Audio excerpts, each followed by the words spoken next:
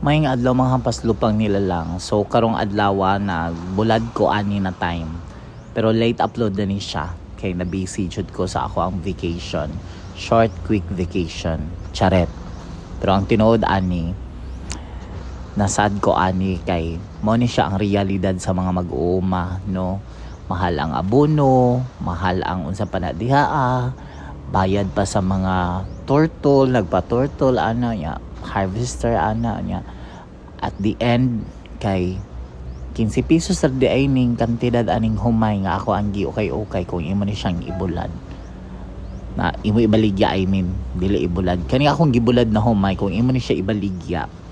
15 pesos ra gyud daw ni siya, no? Ang palit.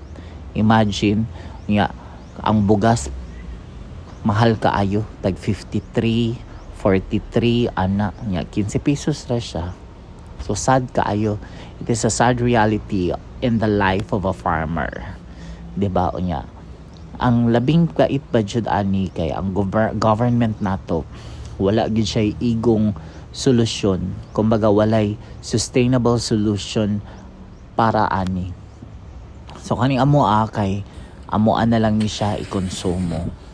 So for consumption namo ni siya kaning abot sa amo. So nakarealize ko na every grains, no, bawat butil ay mahalaga.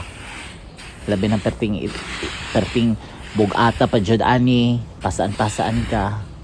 Ya pagkahuman kay aside na bugat kanang init pag kaayo og bulad-bulad. So maura ni siya. Ano akong kinabuhi isip po sa Hampas Lupang nila lang.